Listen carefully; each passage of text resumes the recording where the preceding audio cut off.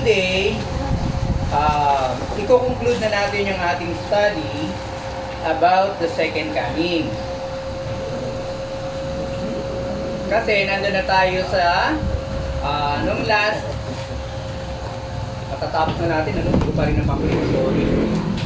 Nandito na tayo sa Revelation chapter 20, verse 12 to 15 ng last week, diba? Yung second resurrection or yung last resurrection.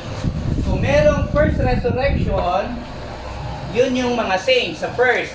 Sa second resurrection, ito naman yung mga namatay na wala sa Panginoon. Kasi huhusgahan sila kasama ang kanilang mga katawan at ipapasok na sila doon sa impyerno sa huling pagkakataon. Pero ang last resurrection, mangyayari yan after ng millennial kingdom. Now, bigyan muna natin ng bigyan natin ng konting light, mag-share tayo ng konting light about doon sa magiging new heaven and new earth. Pero bago yon, di ba, nagkaroon na ng 1,000 years, millennial kingdom. Pagkatapos nun, merong Gog and Magog, the last and final battle. Di ba? Pagkakaroon pa ng paglalaban. Kasi nga, yung mga mahuhulog pa doon sa mga unang ni-rapture o sa mga unang iniligtas, sasama na sila doon. Yun yung final, kumbaga huling pagsasala na yon. Now, after Gog and Magog na war, huhulihin na sila at sisirain na. Pero bago mangyari yon, meron tinatawag na Great White Throne Judgment. After nung Gog and Magog, para maging hustisya o maging makatwira ng Panginoon sa pagsira sa kanila, sa pagdala sa kanila sa impyerno, lilitisin sila doon sa tinatawag na Great White Throne Judgment. Doon huhusgahan ng Panginoon, ng Diyos, ang mga nasyon. Diba? At yun ang final. At ipakikita ng Panginoon, bakit kayo dyan mapupunta? Bakit yan ang kinahinatnan nyo? Bakit ganyan? Doon na ititest ng Panginoon lahat.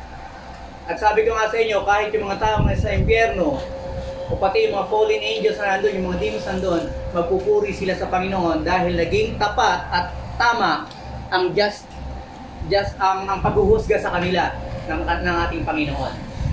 Diba? Kasi makikita nila kabutihan ng Panginoon. Everybody was given the right and ample opportunity para lumapit sa Panginoon habang nabubuhay. Pero hindi ginagawa ng tao. Pansin nyo ngayon, diba? Magbigay ka ng 20 pesos, tuwan-tuwa. Magbigay ka ng trucks. Diba? yung kilay, bigla sumasalog mo. Yun. Diba? Samantala, binibigay mo sa kanya, ay buhay na walang hanggan. Kung tutusin.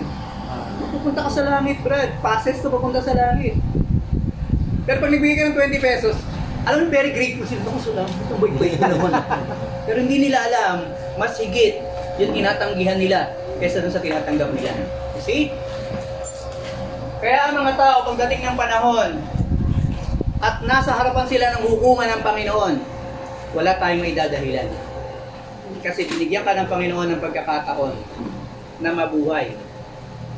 Binigyan ka ng Panginoon ng pagkakataon para kilalanin siya. Pero hindi mo ginawa.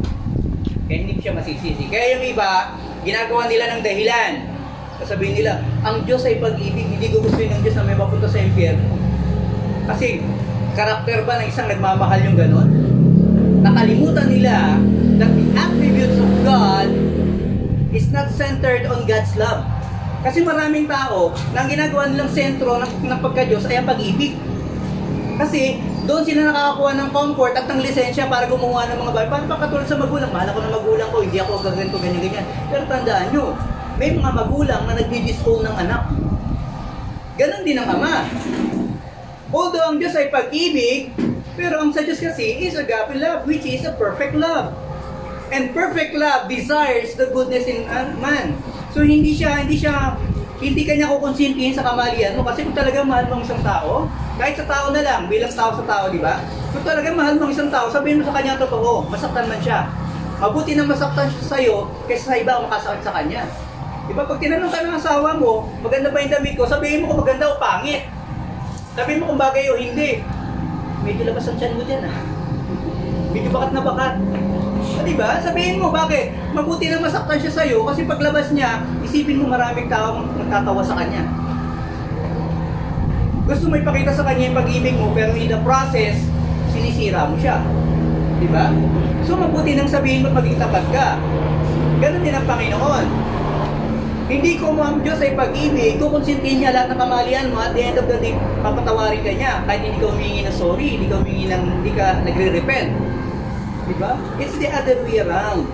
Tandaan natin that the attributes of God is centered on His holiness.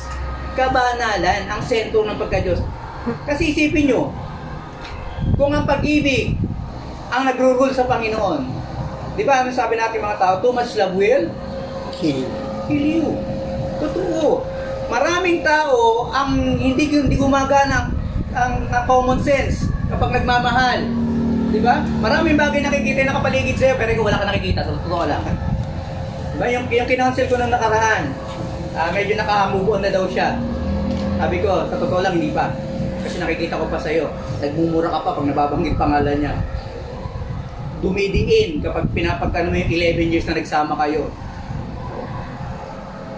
Eto ha, kapag nagmamahal tayo, siya, marami na nagsabi sa kanya noong una, alam mo ba na may babae yan? Alam mo ba na may ganito ganyan? Hindi niya tinatanggap kasi hindi gagawin niya yung mabait yun, religyoso yun. Ano yung devoto yun sa simbahan, nagbubuhat pa nga yun sa Quiapo eh. Tapos doon sa 10 years, o sa 11 years na pagsasama nila, yung isang babae pala, 9 years na silang sasama. So ano ibig sabihin? Sabay sila, tama? Pero dahil sa pagmamahal niya doon sa lalaki, pilit yung kinukumbinsi yung sarili niya. Hindi niya magagawa yun. Ano ibig sabihin? Yung common sense natin, nagpe-fail when we fall in love. Ganon din ang Panginoon. Kung ang Panginoon is governed by His love, makukorrupt ang decision making ng Panginoon. Pero isipin nyo to, diba? Kung ang Panginoon naman ay magro-rule sa kanya yung power, ano mangyayari pag nasobrahan sa kapangyarihan? Diba sabi? Absolute power corrupts. Diba? And if it corrupts absolutely.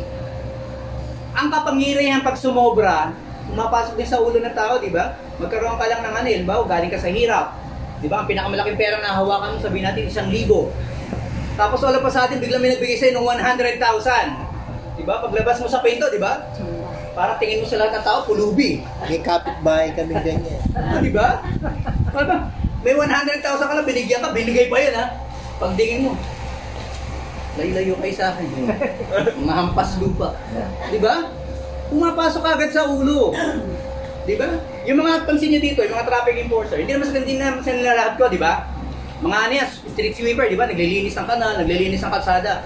Binigyan ngayon ni Kapitan ng ID. Barangay Police. Di ba pag tayo sa gitna ng kalye, kala mo sino? Yung mga pulis nakaupo, pakape-kape. Tapos sila. Sir, ano po violation mo? Alam mo na violation mo. Samantalang yung pulis, pag tinanong mo, sir, ano po violation? May kinakandak lang po tayo na search ngayon. Di ba magalang pa yung mga pulis eh. May ano lang po tayo. Pero yung nabigyan lang ng ID, arrogant diba? Arrogant na sila. Diba? Tapos pagpasok niya sa mga restaurant, sa kakainan, nakalagay pa yung ID, laki. Ano to? Diba? You see, ganun ang kapangyarihan. Maliit na bagay pa lang yan sa ating mga tao. Ngayon, isipin nyo to. If the attributes of God, o kahit tayong mga tao, is ruled by holiness, pag sumobra ang kabanalan, ano pwede mangyari? Lalagpas ka ng busa. Sabi niyo pa, lalagpas sa langit. Pero napansin niyo ba? Kapag sumobra ka sa kabanalan, banal ka pa rin. You see? Kaya ang Panginoon is governed by His holiness kasi pag sumobra ka sa holiness, it preserves.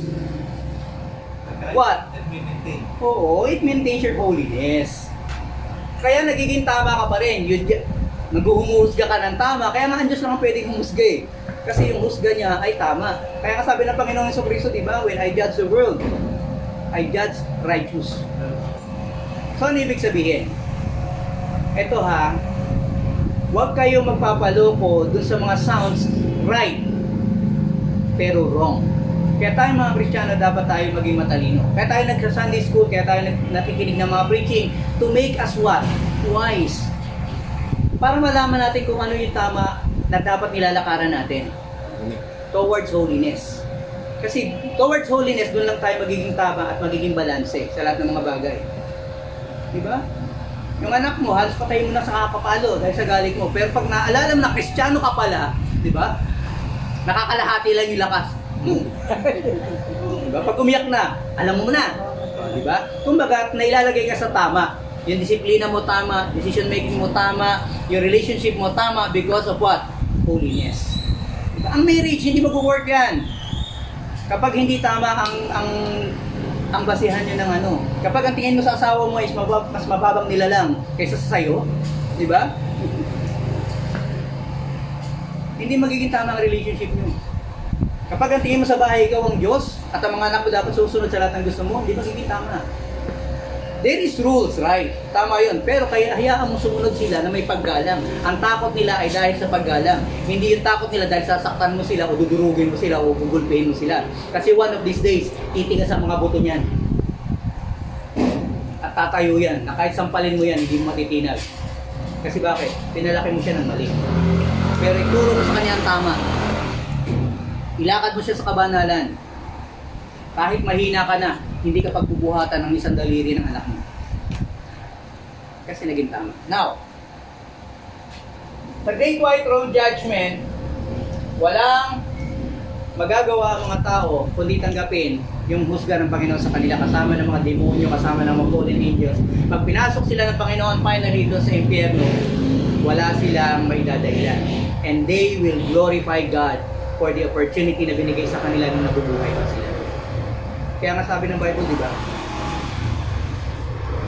I-praise nila ang Panginoon kahit nasa impyerno na sila. Now, after Gog and Magog, na nahuli na sila after White Throne Judgment, papasok na ngayon yung New Heaven and New Earth. Revelation 21, verse 1 to 4. Assignment nyo yun, di ba? Now, ano ba yung itsura nito? Sabi ko nga sa inyo, the prophet, sabi ba si Prophet Isaiah, 800 years bago ang Panginoong Kristo. 2,000 years bago sa atin, 2,800 years. Pero imagine, 800 years nagpa-prophesy si Isaiah about the second coming. About the end of the world. You see? Ang prophecy is not just, diba? Doon sa pagliligtas ng Panginoon, kundi hanggang sa paghuhusga, hanggang sa pag-the end of this world, hanggang sa paglilinis ng mundong ito. Diba? Pag tinignan nyo, kaya nga sabi ko sa inyo, pag pinag-aralan nyo ang Bible, from Genesis to Revelation, it is all about salvation. Redemption. At gumawa ang Panginoon sa Old Testament na tinatawag na foreshadowing. Ano yung ibig sabihin ng foreshadow? Sa galaw ng Panginoon sa Old Testament, pinakikita niya ang gagawin niya sa future. Kasi, look, Genesis, ano ginawa niya ng Panginoon kay Abraham? The Lord taught Abraham faith. Pagdating ng Exodus, ano ginawa ng Panginoon? Di ba, nangako siya kay Abraham, and He made a covenant with Abraham, and He taught Abraham how to have faith. Pagdating ng Exodus, ano ginawa ng Panginoon? Dineliver niya yung kanyang mga anak, tinanggal niya. Di ba? Sa Egypt. Ang ibig sabihin ng Exodus is deliverance. So nilabas sila ng Panginoon. Pero napansin niyo ba? Pwede naman kasi idinerekta na lang ng Panginoon. Paglabas nila sa Egypt, dumaan sila sa Palestine, Kanaan na. 3 days. Pero ang ginawa ng Panginoon, inilabas sila sa Egypt, dumaan sa dagat, sa wilderness, tapos nagpaikot-ikot ng 40 years. Whereas, kung titignan mo ang Bible, dapat 3 days lang nandun na sila. Kung dumiretso sila sa Palestine, ginitnaan nila yon, 3 days nandun na sila sa Promised Land. Pero pinaikot-ikot sila ng Panginoon. After Exodus, pagkatapos silang nilabas, anong sumunod na book? Leviticus. Ano yung Leviticus? It is the new covenant. After na ma-break nila yung first covenant nila with Abraham, naggawa ng panibagong covenant. Sasabihin nyo, hindi pastor, nasa Exodus yung covenant, yung 10 commandments. Totoo, pero binasag ni Moses yun, di ba? Pagdating ng Leviticus, nag-create ng panibagong covenant ng kasunduan ng Panginoon sa kanyang bayan. Anong ginawa ng bayan niya? Di ba, nagbalik. Pero, pansinin nyo to, lahat ng inilabas sa Egypt, hindi nakapasok sa Kanaan. Bakit? Doon pumasok yung Numbers. Inubos ng Panginoon yung mga unfaithful people. Nakita nyo kung paano ginagawa ng Panginoon? Sa Old Testament, pinakita niya yung lineage. Tapos sumunod, ano nangyari? Genesis, Exodus, Leviticus, Numbers, Deuteronomy. Ano binigay ng Panginoon sa Deuteronomy? The promise. Inanuloy sila ng Panginoon, nire-establish sila ng Panginoon. Diba? Hanggang sa dumating na yung Samuel, nagbigay ng prophet. Ending of the kings. Diba? Pagdating nila Samuel, ini-end na yung ng mga kings. Bakit? Kasi ang mga tao ng Diyos, although nilabas na sila ng Panginoon at nagpakilala uli sa kanila ng Panginoon, gumawa uli ng panibagong covenant, ang tao ng Diyos patalikod. Pag napaparusahan na, balik. Tapos pag pinagpapala na ulit, tatalikod uli. Papaluin ng Panginoon, tapos babalik uli. Napansin niyo ba sa atin? Di ba ganun din? Attend ka ng church ngayon. Binless ng Lord ang buhay mo. Isang linggo ka, o dalawa, tatlo, isang buwan ka na wala sa church. Pinalo ka ng Panginoon. Balik na naman sa church. Kasi bakit? Nabagsakan ng martilyo pa, suriyo pa ako. Namatay yung kuko, pinapaalalahanan ako ng Panginoon. Dapat di ako nagkatrabaho ng linggo. Diba? Gumaling. Binless ng Lord ulit. Nawala na naman. Diba? After one month, bumalik na naman. Kapatid, ano nangyari sa'yo? Isang pastor, nung una, parang martilyo bumagsak sa akin. Sumunod, lagari na pastor eh. Patalas ng patalas. Balik na naman. Although ito, mababaw lang ito na, pero para makuha natin kung ano nangyayari sa atin at sa kanila nung unang panahon. Yung ginagawa nila nung unang panahon, hundreds and thousands of years, ginagawa pa rin natin ngayon. Kaya wag nating isipin na yung magiging buhay natin kasi marami nagpe-preach. Kapag tinanggap mo ang Panginoon, pagpapalain ka ng siksik, liglig at umaapaw. Pero pag tinignan mo yung context ng siksik, liglig, umaapaw, it's the wrong context. Mali. Diba? Ngayon pansinin nyo, si Kristo ba napako sa krus para tayamanin ka? Para magkaroon ka ng kotse, magkaroon ka ng bahay, magkaroon ka ng negosyo, magkaroon ka ng mga lupain? Bakit ba napako si Kristo? Tandaan nyo, ang Panginoon sa Kristo, Diyos, bumaba sa katawan tao, pero hindi nabuhay bilang hari o prinsipe. Bakit namatay ang Panginoon sa Kristo sa krus ng Kalbaryo? Tubos ng kasalanan. It is the sole purpose and reason. Na yung mga makasalanan na hindi kayang pumasok sa langit, walang karapatan sa langit, walang opportunity, binuksan ng Panginoon ang opportunity. Kaya sinabi ng Panginoon, I am the way, the truth, and the life. That's exactly what He means. Kapag ang isang salita, inuna mo yung article na the, it means the only. Kaya pag sinabi ng marami na, Pastor, marami namang daan sa mga religion, mga daan lang yan, papuntang langit, pero isa rin na magpatutungan yan. No! Hindi totoo yun. Kasi ang sabi ni Kristo, I am the way, the truth, the life. Ibig sabihin, I am the only one. Pag tinignan niyo sa Isaiah, ang sabi ng Panginoon, I am the Savior and I know none. Ano ibig sabihin? Ako lang ang tagapagligtas. Sa Old Testament yun. Ngayon, pagdating sa New Testament, sabi ng Lord Jesus Christ, He is the salvation. Ano ibig niya sabihin? Kaya pag sinasabi ng mga tao, o kaya may mga nakikipag-debate sa inyo, saan sinabi ni Kristo na siya ay Diyos, sambahin mo siya? Hindi niya sinabi, pero pinakita niya. Sa Old Testament, sinabi niya na ang only Savior is God. Tapos sinabi ni Kristo, tagapagligtas siya. So ano ibig sabihin ni Kristo? He is simply saying, I am God.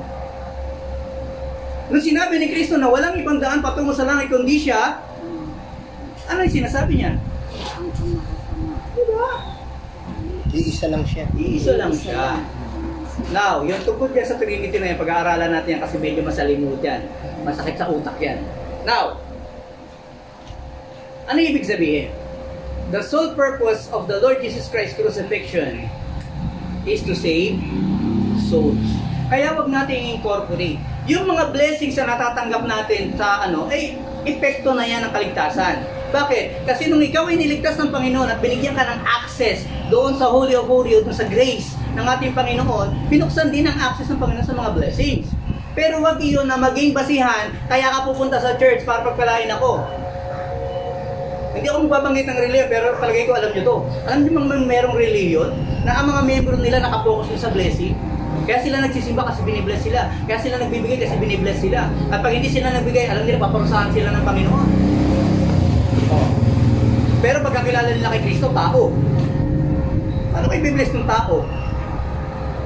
Walang kakayanan, o tao sa tao lang. Anong kakayanan ni Kristo na i-bless ka kung hindi siya, wala siyang kapangyarihan na gawin yun? Of all the prophets in the Old Testament, sino mga prophet ang nagsabi ng claim ng gano'n? I will bless you. I will forgive your sins. Ang sabi ng Bible, it is only God who forgives sin. Kaya nga babatuhin siya ng mga di ba sa Hebrew?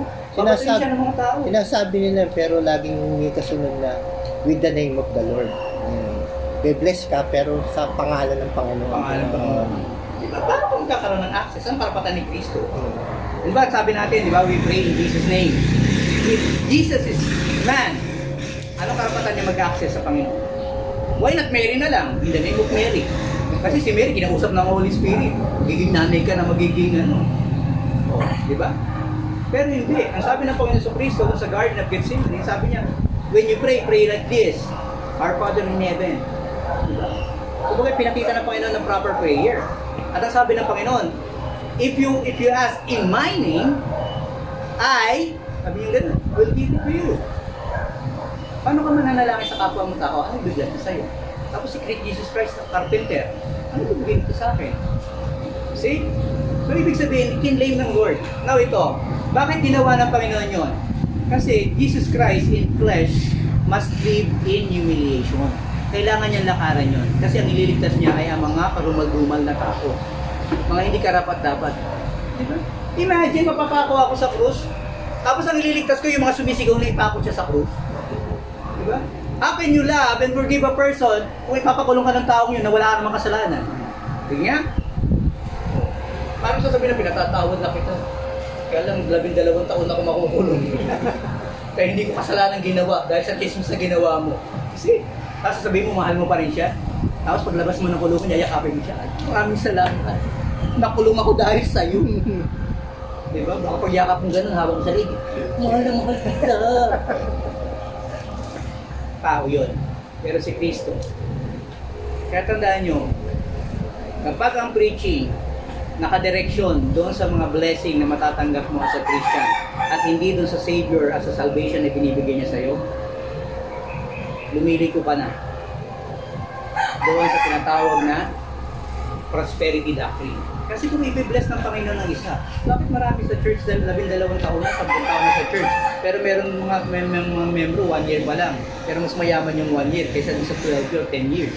Hindi ba dapat ang grace ng Panginoon pantay-pantay? Kung kasama doon sa pangako ni Kristo, doon sa salvation, yung prosperity mo. Kasi itong ang mangyayari ba, magiging unfair ang Diyos, di ba?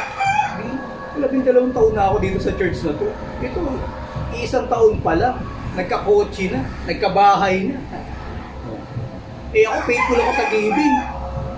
Inggit lang yun. Diba? So ano nangyayari? Mali. Mali ang perspective, mali ang isipan. Kaya nga si Kristo nung pumasok sa temple, sabi niya, itong to, mas malaki ang binigay kaysa doon sa mayaman. Bakit? Kasi nung binigay ng bahay nito yung kanyang buhay niya nang binigay niya. Bakit? Kasi yung binibigay niya, huling hirit na yun. Pag binigay niya, hindi na sila kakain.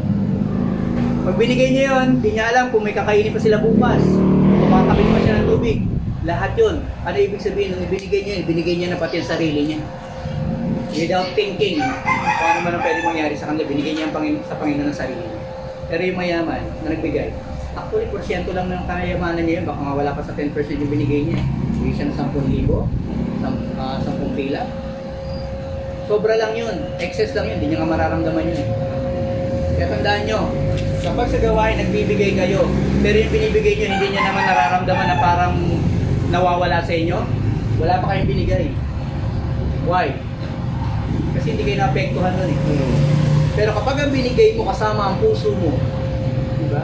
Binigay mo kasama yung vision ng church doon sa pagbibigay mo, kaya ako ito bibigay kasi may mga gawain ng church, may mga ministry kami dito, meron kaming feeding, meron kaming evangelism, meron kaming ano. Kapag yung purpose ng church ang nasa heart mo nang nagbibigay ka, ibig sabihin nasa tama ka. Kasi sa Malakay, tinitin, di ba? Bringing all the tithes in the storehouse of the Lord, so that what? There may be meat in mine house. Bakit? Kasi kung mamamatay sa gutom ang mga manggagawa ng Panginoon, paano magpapatuloy yung gawain? So it is, kaya nga sinasabi ng iba, hindi ba pastor, tinupad na ni Kristo lahat ng ano, so wala na tayo sa kautusan. Marami kasi nagsasabi yung tithing, hindi na bahagi ng church practice. Ang tanong ko, parang naging bisita natin dito, nagtanong siya, pastor, ano masasabi nito po sa tithing? Di ba kasama yung sa inano ng Panginoon? Tanong ko sa inyo, ang tithing ba kasabay ng Ten Commandments? Tandaan nyo, ang tithing, ang first fruit, binigay kay Ebat Adan. Sinunod ni Abraham. So pagdating ng Ten Commandments, ang Ten Commandments kasi ay social law.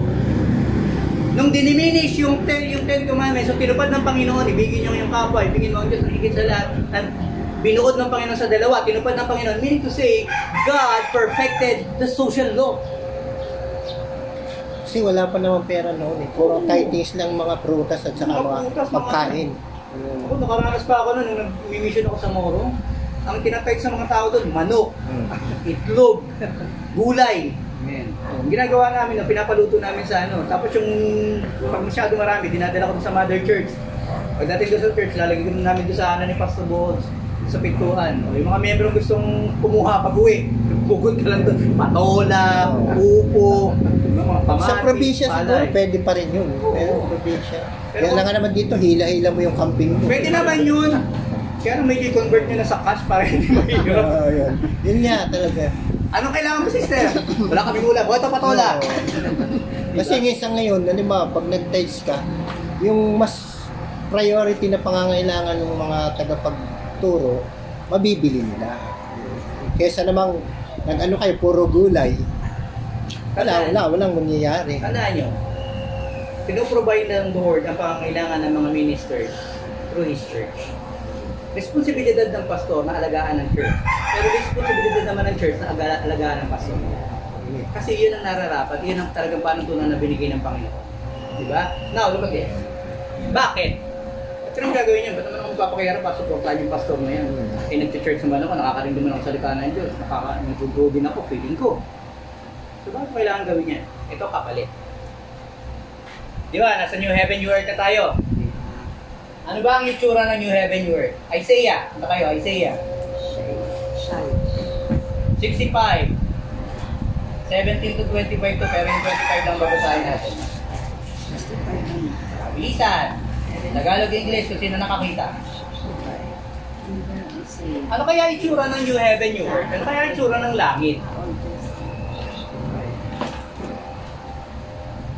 Tandaan nyo ito. Ang heaven, as we define it kasi, alam natin langit, pag sinabi langit, sa taas. Pero pansinin nyo, ang ending ng Revelation, magkakaroon ng new heaven, new earth. So ibig sabihin, magre-recreate ang Panginoon, magre-refresh ang Panginoon ng panibagong lupa, at doon tayo ilalagay. At mamumuhay na kasama niya, pang sa walang hanggan. Pero ang question, anong klaseng, anong klaseng lugar? Tingnan nyo, nakita nyo na, 65, Isaiah. Verse 5. 25.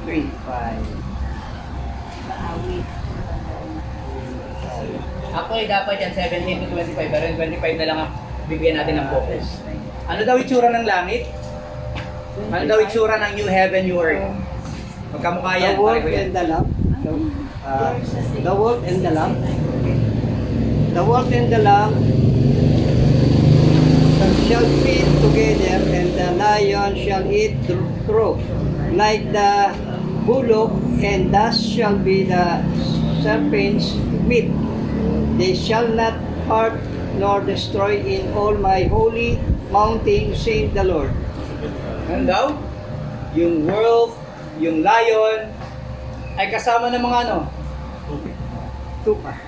Tupa, pwede mo ba pagsamahin yun? Bati-bati na pala yung mga hayop na. Together Pansinin with niyo the ba yan? lion, it throw like the Anong kinakain nila? bulok. Bulok. Bulok.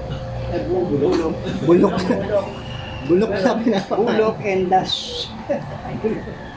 Ano Oh. yung bulok? The wolf and the lamb shall feed together, and the lion shall eat straw. Ano yung straw?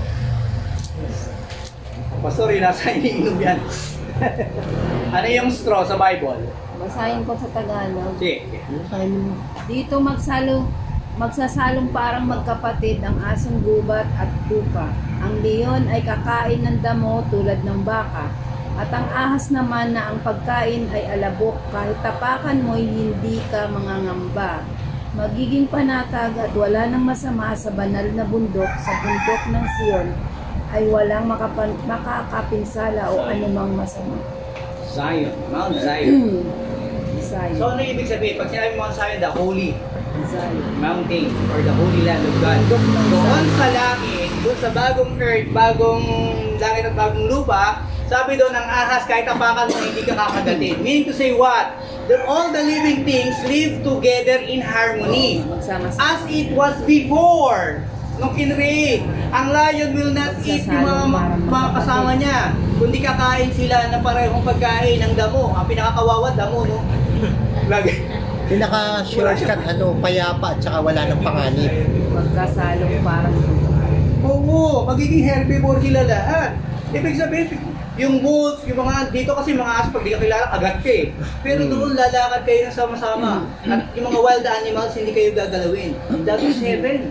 Gano'ng kasarap yun na naglalakad ka, hindi ka tumitingin sa damo, baka may ahas. Diba? O may lintas. Hindi na sila wild sa langit. Wild. Oo. Nabawasan na yung pagiging, kasi pag sinabing wild, ano yun eh, uncontrollable eh. So pagdating sa Nawala na langit, yung- tame na sila. Tame na sila. Actually ngayon pala, meron ko nakakita ko minsan sa TikTok na di ba? Yung lion, nag-aalaga ng maliit na tupa, ang tawag doon? Meron na. Lam. Yung, ano ba yung usa? Usa. Di ba yung maliliit na usa, inalagaan nila? So ano ibig sabihin? Actually, may mga parts sa kanila na hindi nila mapipigilan eh. Parang may emotional attachment din sila eh. Kasi they were created all together ng panahon ng creation eh. And supposed to be, dapat ang man ang nagsusupervise sa kanilang lahat. Tandaan niyo, binigay kay Adan ang opportunity. Now, tingnan ito. Ganun pala. Pagdating sa langit, wala ng wild animals. They live in harmony with us. Now, ano pa? wala na silang, Isaiah 11:8. wala na silang galit. Wala na silang craving. Pero hindi ibig sabihin na may espiritu ang mga ayat pastor. Ang spirit kasi, sa Old Testament, interchangeable yan sa spirit and soul.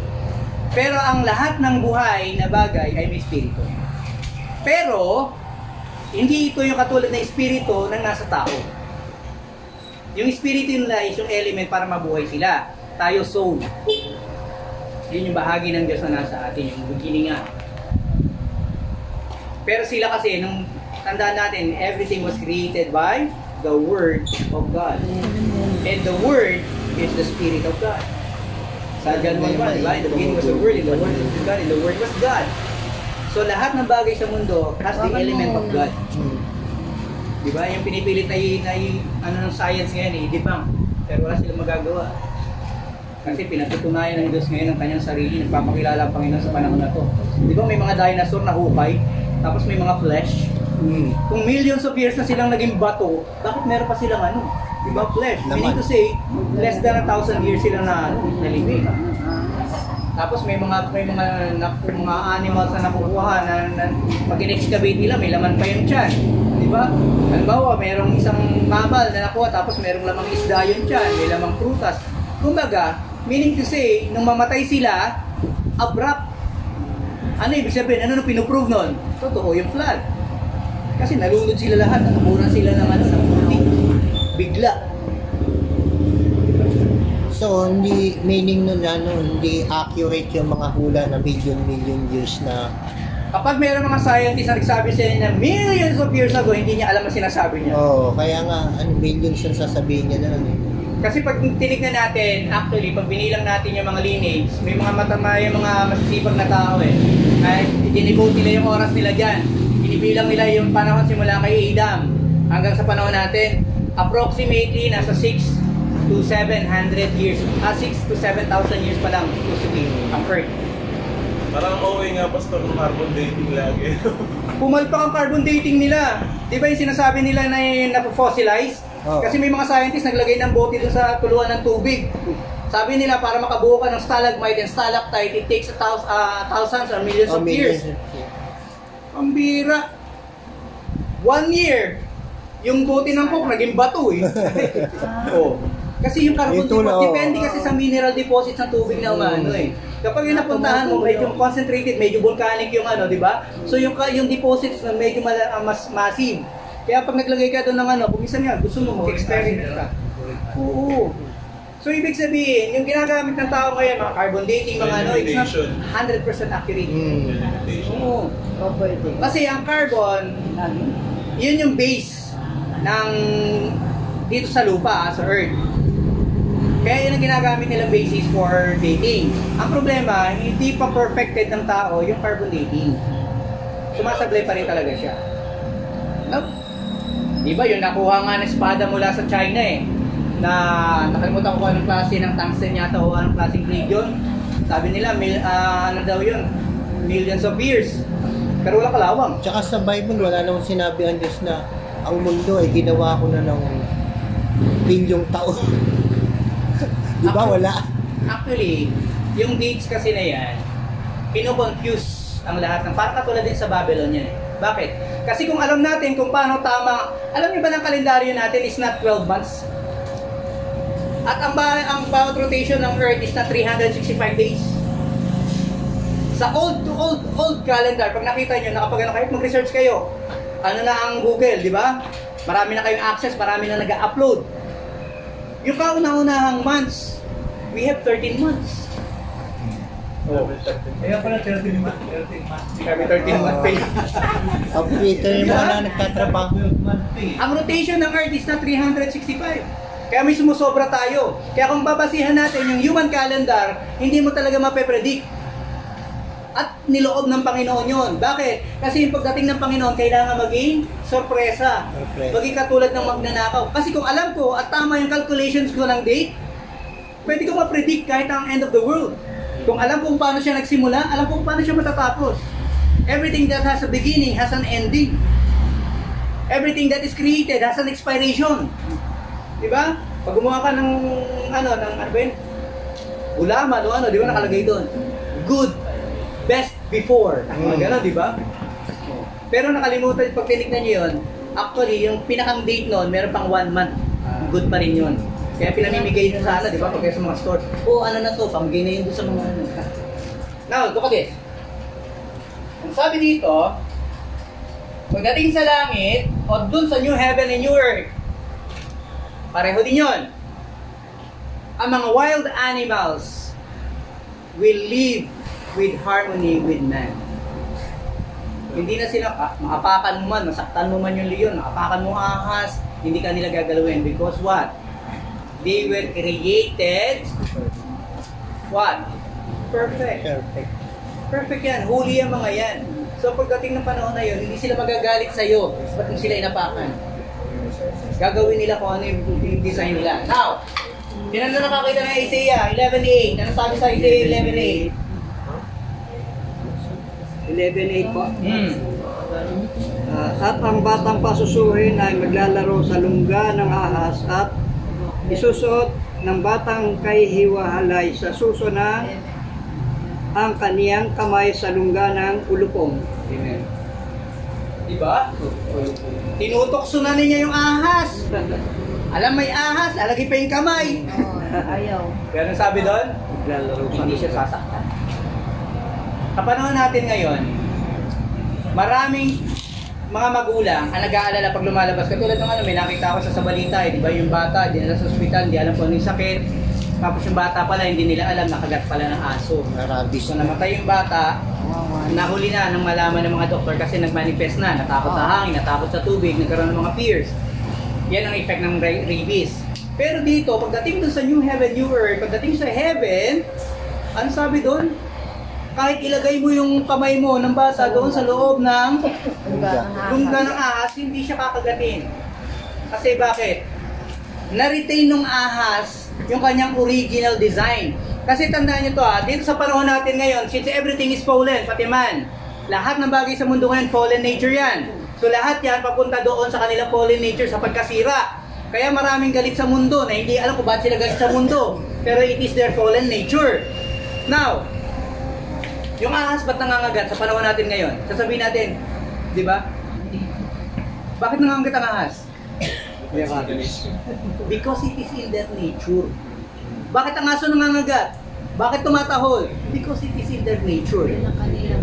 Yun ang kanilang ano. Kaya hindi mo pwedeng sisihin ng aso ba't ka kinagat. Laban. Kasi yun ang kanilang natural. Oo, nakalalagayan. Pero ang tao, bakit kumapatay ng kapwa-tao? Sobrang galit. Sobrang galit. It is the fallen nature. Actually, in-exhibit yan nung kauna-unahang mga tao. Si Cain at si Abel. You see? The fallen nature of man is so deteriorated na ang tao kaya pumatay ng kapwa-tao na wala siyang nararamdaman. Pero hindi yun ang design. Hindi yun ang original design ng Panginoon. Men is supposed to be living together in harmony, glorifying their God, serving their God, singing songs for their God, and enjoying the bounty of creation. Nilikha tayo ng Panginoon para i-enjoy lahat ng nilikha. Pero hindi para manira ng kapwa. Pero ayun ang inclination natin. Kaya ang tao, kahit ano sabihin mo na mabuting tao yan, hindi pa rin yan magiging mabuti sa harapan ng Panginoon. Bakit? Dahil yung fallen nature of men nakikita ng Panginoon. And it has to be corrected. Paano ikinorekt ng Panginoon? By the blood of the Lord Jesus Christ.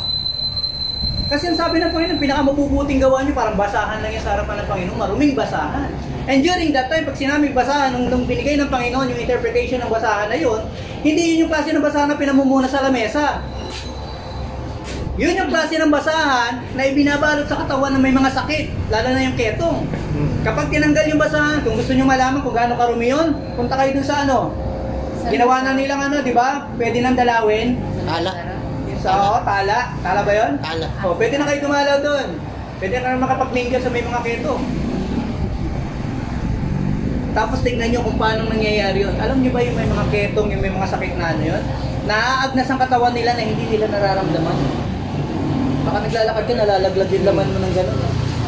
Uy, ibraso mo!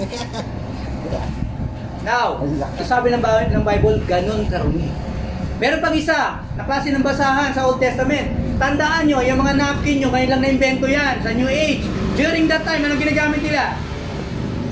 Pasador. Ano yung pasador nila noon? Mga linen cloth. Tela. Mga tela. At during the Old Testament time, hindi mo pwedeng hawakan ang isang babae hanggat meron siyang menstruation. And a week after that, kapag meron menstruation ng isang babae, karumal-dumal yun, nahahawakan mo, sisipingan mo, lalapit ka sa ano. Diba? Kasi hindi karapat-dapat yung sa ano ng Panginoon. Pero ngayong panahon na to, diba? Ang sabi ng Bible, iniwanan ng mga tao yung natural na gamit sa kapwa nila tao. Ang mga babae ng natural na gamit nila. May mga tao, may mga lalaki na hindi makapaghintay. Meron ako, okay lang yan. Ang pali mo ng napkin. Ano ibig sabihin? Kung tayo nandidiri tayo doon, lalo ang Diyos.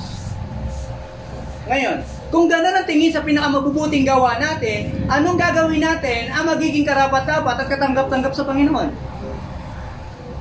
Wala. Kahit tayo, hindi katanggap-tanggap. Anong ginawa ng Panginoon?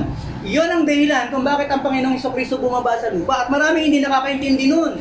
Yung iba nga, iniinsulto pa eh. Ano ba yung Diyos nyo? Hindi nakakabilib. Naba ako sa krus. Kung ako yung Diyos na yan, sasabihin ko, tiglatan mo itong mga to. Hindi nila na-appreciate at naintindihan kung bakit kinakailangan ng anak ng Diyos bumaba sa lupa, magpakababa at ipako sa krus ng mga taong kanyang nilikha. Para ano? Para yung tao makapasok sa langit. Ako hindi naman tayo karapat dapat. Pwede naman gumawa anytime ang Panginoon ng bagong nilalang. Perfect. at i-prevent niya na magkasala, pwede naman eh. Pero still, gumawa ang Panginoon ng paraan, isang bagay na hindi natin kailanman kayang gawin. Tapos pagdating sa John 3:16, ano requirement? Ang sino bang sumampalataya sa Kanya ay hindi mapahamak, kundi magkaroon ng buhay na walang hanggan. Namatay ako sa krus para ano? Paniwalaan mo. Pero ang tao ano? Hindi naman totoong Diyos yan eh. Yung magnanakaw na isa sa krus at yung mga nalilibak sa Panginoon, parehong ugali pa rin ng mga tao ngayon. Ganun pa rin. At pagdating ng panahon, dadanasin nila yung dinanas ng mga nauna sa kanila. Sa impyerno sila mapupunta. Tapos ngayon sisisihin ng Diyos. Talagang ng Diyos mapagmahal, bakit niya ginawa ang impyerno? Bakit niya ginawa ang ganito? Why? Hell is a requirement para maging just ang Panginoon. Nung nagkasala ang tao, merong dapat gawin o merong parusa. Kasi nagkasala ka. You will be unjust kung may kasalanan tapos hindi mo paparusahan. And that is the justice of God. That is the holiness of God. Now, sabi niyo sa binasa natin, yung mga bata, di ba, maglalaro sila. Ang ginagawa ko ngayon, kung napapansin nyo, pinapakilala ko sa inyo ang langit, pinapakita ko sa inyo ang itsura ng langit, at pinapakita ko rin sa inyo kung paano kayo mapupunta doon at kung sino lang. The invitation is open, pero yung mga papasok is limited. Parang ganito lang yan. Nag-invite ako sa inyo na magpunta sa church. Diba? May mga tumanggap dyan, pero hindi pumunta. So the message is not for them. Not for you. So yung blessing ng sermon is not for them, but for you. Ganon din yun. Ang kaligtasan nilatag ng Panginoon. Lahat ng prerequisite and requirement in-accomplish ng Panginoon. It is a finished work. Question is, yung part mo, kailan mo gagawin? Tandaan nyo ang salvation is not through works. Even your faith is grace from God. Kaya pag binigyan na, dinopen na ng Lord ang grace niya sa iyo. Kasi tandaan nyo, ang grace ng Lord, hindi mo siya maiintindihan, hindi mo siya maririnig, hindi mo siya mauunawaan, hindi mo siya makikita unless it is your time. Katulad na yung pagkakataon na to, hindi mo maririnig yung message na to unless it is your time. Nagpapakilala sa iyo ang Panginoon. Ako ang iyong Panginoon. Ako ang iyong kaligtasan. Ako ang katotohanan. It is your time. Now, habol tayo, bilisan lang natin. Revelation 22, verse 2. Actually, 1 to 5 to. Pero i-itemize ko na lang sa inyo. Basahin nyo lang muna yung verse 2. Revelation 22, verse 2. Kasi nasa ending na tayo sa heaven, new earth. In the midst of the street of it, and on either side of the river, was there the tree of life, which bare 12 manner of fruits, and yielded her fruit every month. And the leaves of the tree were for the healing of the nations. Now, look at this. Doon daw sa langit, may mga rivers. Actually, may papakita pa ako sa inyo sa sana dyan eh. Na ang tubig doon is crystal. Mga crystal siya. Di ba nag-journey kayo sa iba-ibang lugar, di ba? Kung nakakita kayo ng ilog na sobrang linaw, na nakikita nyo yung ilalim, pati hipon, nakikita nyo, di ba? Parang tumatalon yung puso mo. Ay, ang ganda, sana parang gusto mo inumin yung ilog. Di ba? Pagdating sa langit, ganun daw ang tubig. It is as crystal. Imagine, and you are walking on gold na parang salamin din. Imagine mo, buhay mo siya sa isip mo. Ito ang langit. Ito yung pinangako ni Kristo. Dapat ba tayo doon? Pero still, pinangako, in-repair, inayos ng Panginoon. And one of the promises, kaya sa pumunta doon at kaya siya babalik para ipaghanda tayo ng ating matitirhan. And this is forever. Habang dito sa lupa, mabubuhay ka ng 18. Sa panahon natin ngayon, ang mortality rate, actually, merong pinapasang bill ngayon, ang senior citizen, ibababa na sa 56. Akala ko 54. Tumawad pa rin yun. Ayos na eh.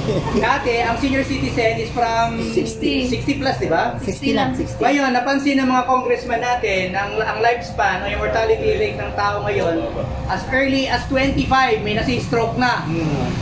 At alam nyo ba, yung mga bata, bantayan nyo. Kapag ang bata nag-seizure, huwag nyo i-take for granted, dali nyo kagad sa ospital. Kasi ang stroke, as early as 9 years old, nai-stroke na ang bata. At akala mo seizure.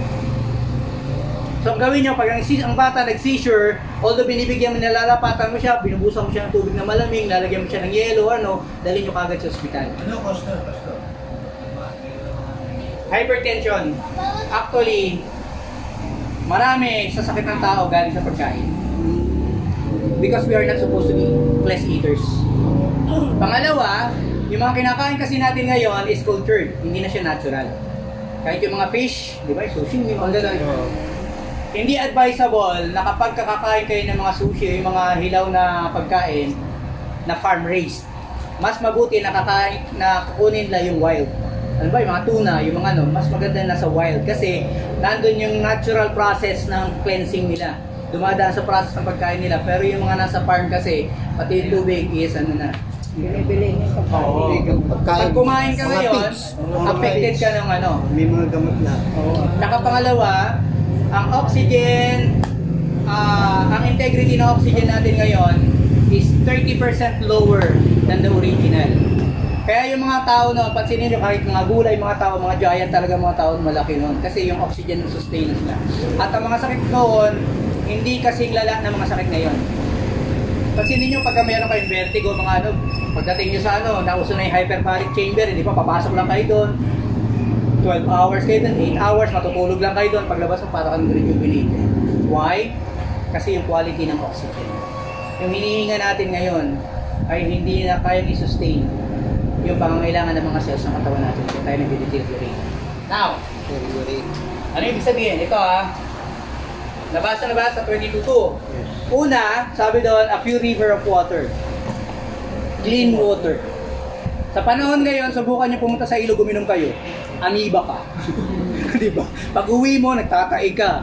Diretso ka sa kubeta. Pero dito sa langit, tandaan nyo, pag nakita nyo ang tubig, maligo ka dyan, uminom ka dyan. It is refreshing.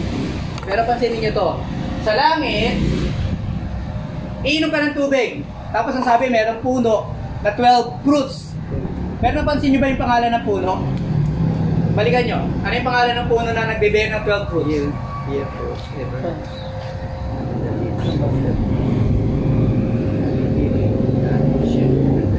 Ano? Bibigay buhay. Tree of Life. Life! Naalala niyo nung nilagay ng Panginoon yung dalawang puno? Doon sa Old Testament, pag tinignan nyo, nilagay ng puno, isang puno ng knowledge of good and evil, isang puno ng buhay. Pero dito, nung binasa niya, sabi doon, sa gilid ng ilog, mayroong mga puno ng Tree of Life. Ano ibig sabihin? Sabi ng Panginoon, nung nagkasala ang tao, tanggalin natin ang tao sa Garden of Eden kasi baka makakain sila ng Tree of Life. Otherwise, matalino na sila at may buhay pa sila na walang hanggan. Pagdating sa langit, yung Tree of Life nandun na. At free tayo na kainin na nagbubunga siya ng 12 bunga every month. Ibig sabihin, hindi nabubulukan nitong puno na to. And you can eat all you want and you will live. Oo, hindi na. Nilagay na ng Panginoon. Pero napansin niyo pa kung ano yung wala doon? Yung Tree of Good and Knowledge of Evil, tinanggal na rin ng Panginoon. So, iniwan ng Panginoon ngayon yung Tree of Life, and since nandun ang Tree of Life, meaning to say that we will enjoy eating in and we will enjoy kung ano magiging benefits. Pero ito, pagdating sa langit, hindi ka kakain dahil kailangan mo. Hindi ka iinom dahil kailangan mo. Dito sa lupa, lahat ng bagay na ginagawa natin, pagkain, tubig, tulog, kasi kailangan nating mabuhay. Kailangan natin mag-survive. Alam nyo ba na mas madaling mamatay ang nagpupuyat kaysa nagugutom? 30 days, huwag ka kumain, buhay ka pa rin. Kasi ang Lord Jesus Christ, 40 days 3 days, huwag ka matulog. Patay ka. Alam nyo ba yun? Ang isang araw ng pagpupuyat, ang katumbas 3 araw na tulog. Alam nyo ba yun? Alam ko kasi naranasan ko, nagkasakit na kapupuyat. Kapupuyat, kaya nga tingnan yung mga call center, ang lalaki ng mga card nila, di ba? Kasi alam nila na ang isang araw ng pagpupuyat, ang equivalent ay 3 araw o 4 na araw na tulog, na pahinga. Bakit? Kasi habang natutulog ka, doon nagre-rejuvenate. Yun yung ginawang mechanism ng Panginoon para ang tao makasurvive. Pag natutulog ka, doon nire-rejuvenate ng utak mo, ng brain mo, nire-recalibrate ang buong katawan mo. Ang internal organs mo. Pansinin niyo yung mga laging puyat, di ba? May liver, may lungs, may, di ba? Mga internal organs ang tinitira. So pagdating sa langit, hindi ka kakain na para lang, ay kailangan ng vitamin C. Kailangan ng vitamin D. Pagdating mo sa langit, kakain ka for the mere pleasure of it. Gusto ko lang ang lasa ng mangga. Gusto ko ang lasa ng apple. Gusto ko ang lasa ng ano. Diba? For the mere pleasure of it. Lulusong ka sa tubig, hindi para mapreskuhan ng katawan mo. Hindi para mawala yung init o yung stress. Gagawin mo yan kasi for the mere pleasure of it. Para lagi kang mag-enjoy lang. Enjoy lang na enjoy. Gusto ka nang matulog. Kasi pagdating sa langit, hindi mo rin naman kailangan matulog. Oo. Diba? Kasi sayang. Perfect created ka na eh. Diba? So ano ibig sabihin? Pinakikilala ko sa inyo ang langit na pupuntahan natin. Pinakilala ko sa inyo kung anong kailangan, ang Panginoon Kristo, pananampalataya, at pinakita ko sa inyo kung paano tayo papasok doon. We are Christians not just because, diba? Ang dami reason. Kasi gusto mo maging mabuti ang anak ko. No. You are Christian because the Lord Jesus Christ saved you and made you qualified to enter His heaven. Tandaan nyo, it is His heaven na ibinibigay sa atin, ipinamamana sa atin. Kaya kung ang hanap nyo ay kayamanan, hindi nyo matatagpuan sa church yan. Kung ang hinahanap nyo ay yung walang hanggang kaligayahan, hindi nyo rin matatagpuan sa church yan. Huwag kayong maniniwala na pag naging Kristiyano kayo, wala kayong magiging problema. Mas lalong dadami ang problema nyo. Remember, we are living in an imperfect world and we are told to be perfect. Nabubuhay tayo sa hindi banal na sistema, pero we are expected to be holy. Be ye holy for I am holy, and yet nakalagay ka doon sa isang lugar. Diba? Parang sinasabihan ka na, huwag kang magputik, pero nakalagay ka sa pusali. See? Dapat, pag nagsisimba tayo, isa lang ang purpose. 1, it is to glorify your Savior. 2, it is to glorify your Savior. 3, it is to glorify your Savior. Okay? Kasi hindi tayo karapat-dapat iligtas, pero ililigtas tayo. Hindi tayo karapat-dapat sa langit. Yung pinag-aaralan natin, tinitignan natin, binivisualize natin, sinisilip natin ang itsura ng langit. Karapat-dapat ba tayo doon? Diba? Karapat-dapat ba tayo?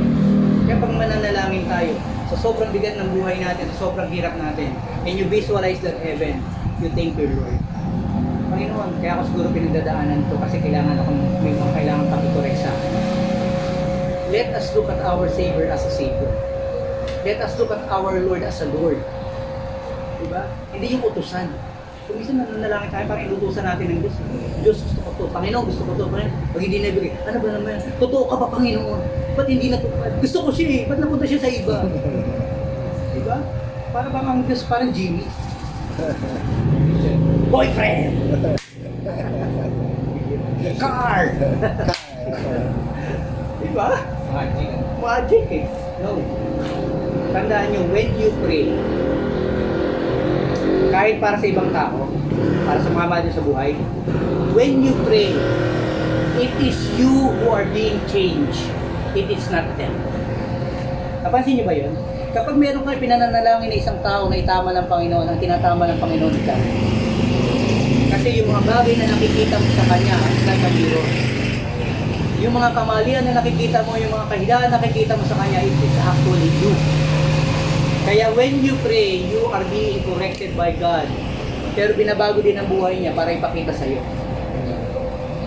Pag dumating yung panahon na in consonant na kayo, o kaya in the same frequency na kayo, salamat sa Panginoon, binago na siya. Pero hindi mo alam, binago ka rin ng Panginoon para maging patas kayo.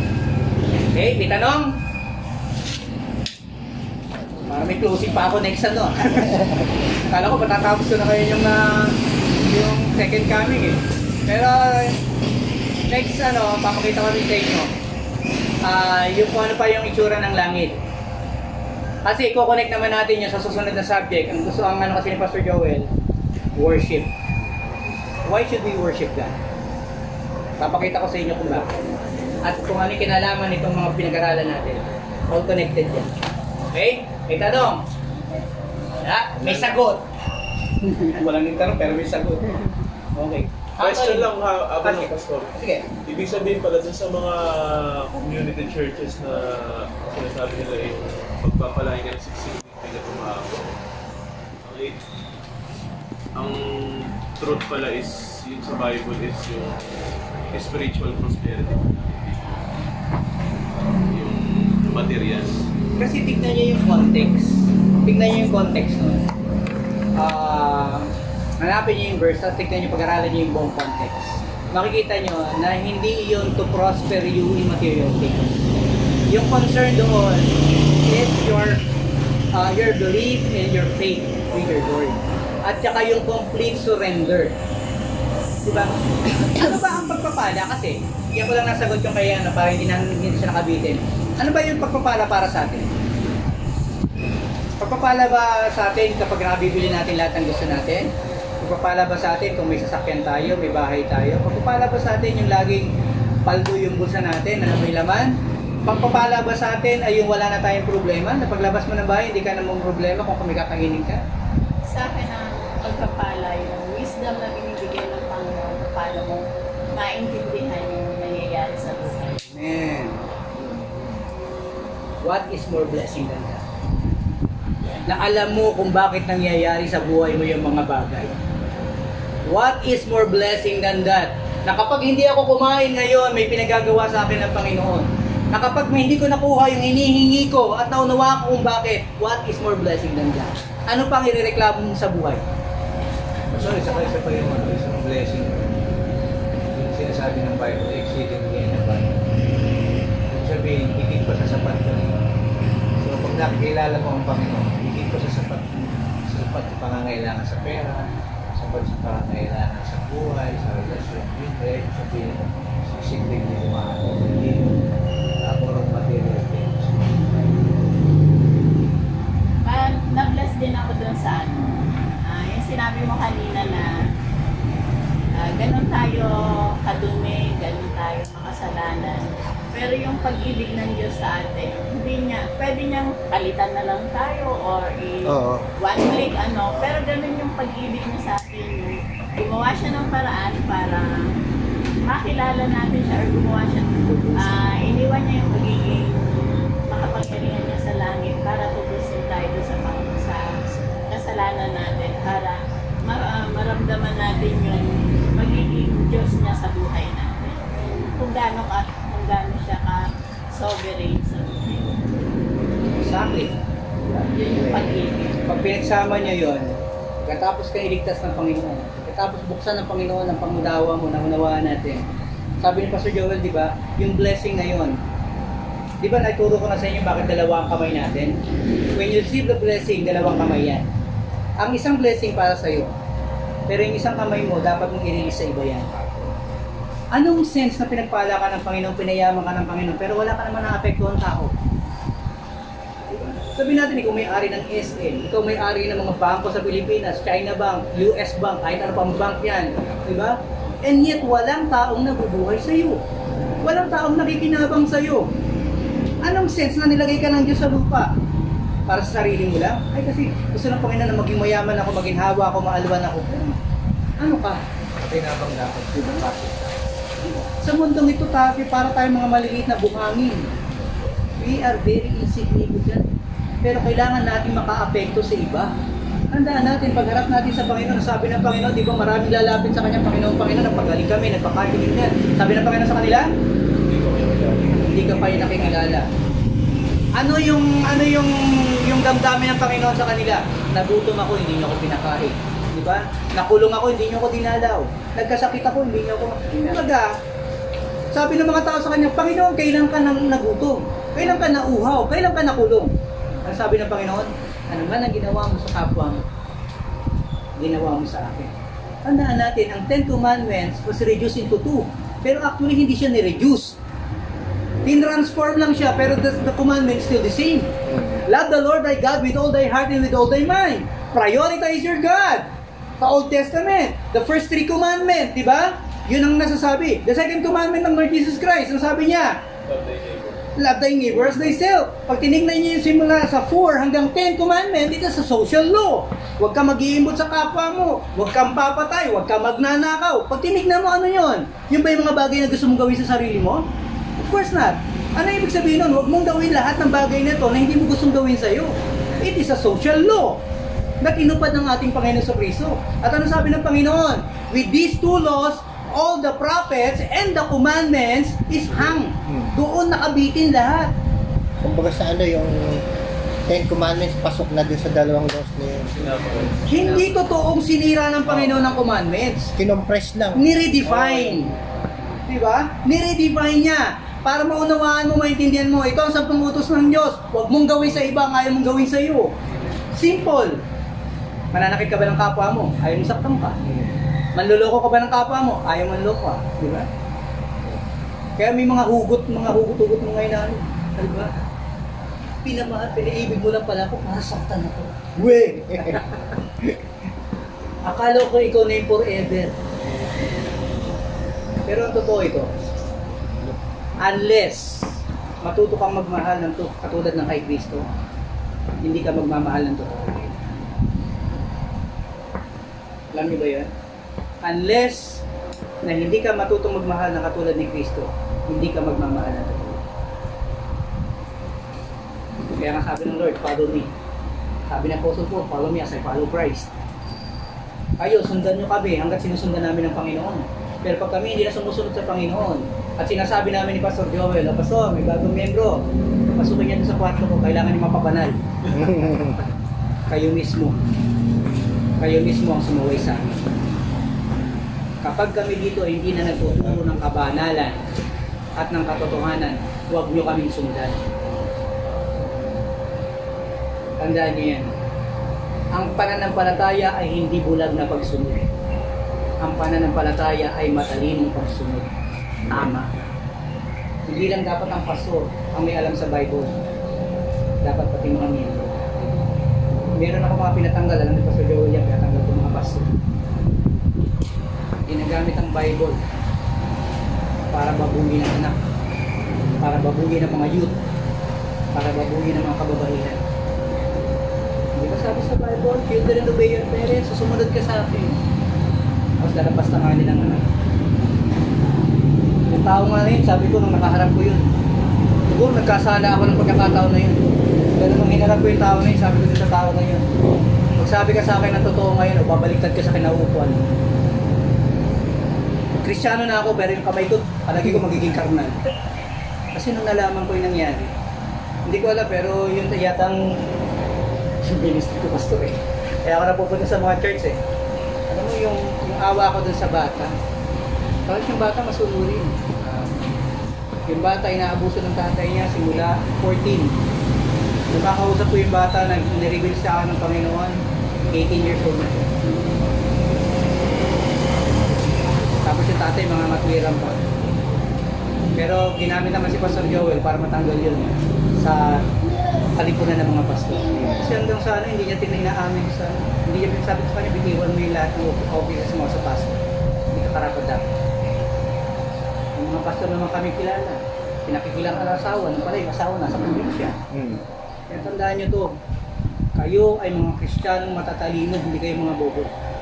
Kapag mali na ang ginagawa ng pastor nyo, magsalita kayo. Itama nyo rin kami. That's why we are a church. Oh. May tanong pa? Bigla kayo nalungkot ah. May tanong ba? May dadagdag? Wala na? Amen. Amen.